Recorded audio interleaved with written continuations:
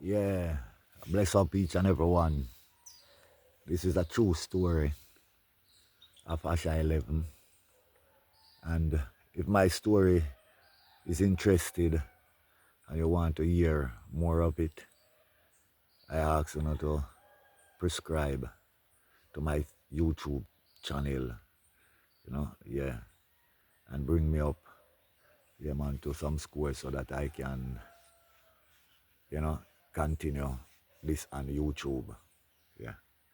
I was born 1957 in a little district by the name of Crescent in Western St. Mary. I remember myself at about the age of 5, yeah, when I realized, what was really life, you know. Um, I was brought up by a stepfather, wicked, cruel man, see it. I've been through hell and back with my stepfather. At that tender age of 5, because when I remind my mom before she passed away, she said to me 30 odd years ago, I remind her, she said to me that she cannot believe that I was only 5 and remember, you know, the first flagging I get from my stepfather. Because, my mom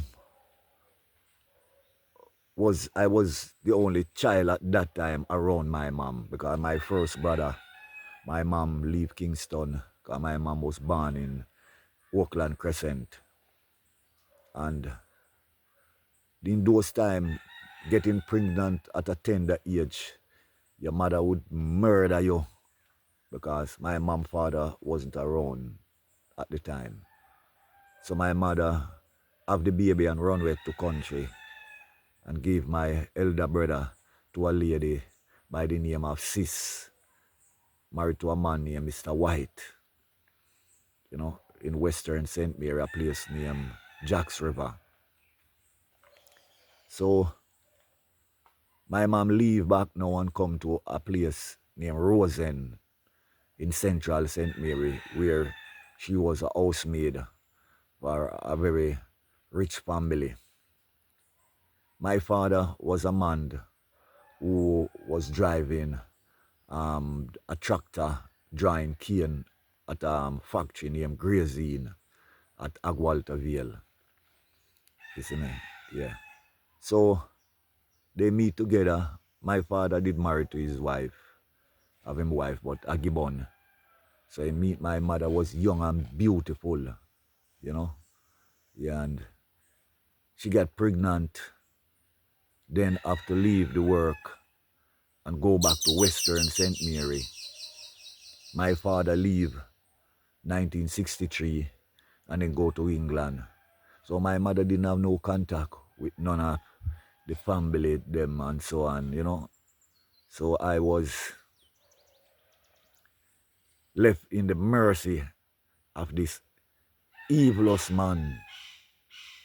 When I talk about brutal, this man. See? So my mother now leave to go to him and some friend, like them a hide go away. Me no know if a man them a go look for her about some young lady, young girl like my mother, and they hide through the river stream from my father. But me see them, no one start to run back at my mother now, so the friend them hold me. I make my mother run gone up the river stream now and send me back down, so me a ball and a bridge.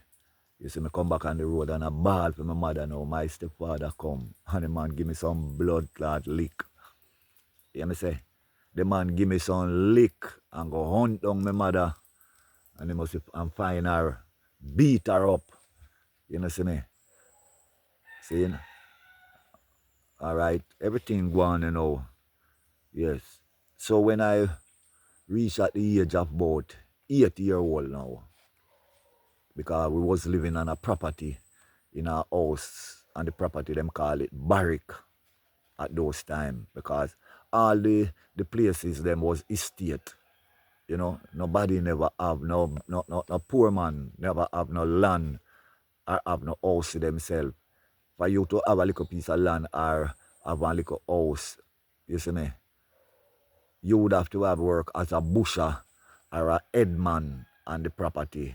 The headman is the man who give out the work. Him write the book and then him carry it in back to the busher now and the busher do the paying. You see me? By him and the headman. See? Because the headman now used to get the official house and the property to live.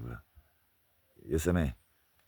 See? Because you know the busher now females at the top of the class because they all was white man, white people. You see me? So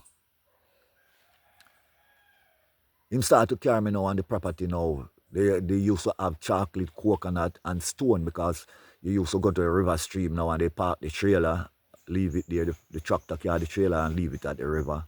And you park it there, and then you have to full it. Him used to take two. Remember, you know, at 8-year-old, you know, a youth, after a pick a tractor load, it was about 10 by about 8 feet crossway, right? And I have to pick one full every week, else some blood clot leak. You know say, and him take the money, go to gambling house.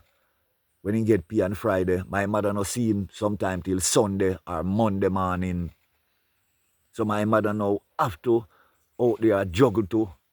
You see me? Have to keep man too. You see me? To help, to take care of us. Because this father-in-law, this man, you see me? Boy, sometimes, you know, I sit back, you know, and when I look back, you know, in, you know, what have been happening to me, you know, but I forgive him, you know, yeah, man, I forgive him. I don't know how, but me just forgive him because me can't do nothing about it, and him dead gone. It happened as him start to beat my mother now, you see me, regular, see, my mother run away from him, go to a place named Jacks River. And my mother did have one kid for him at that time. See?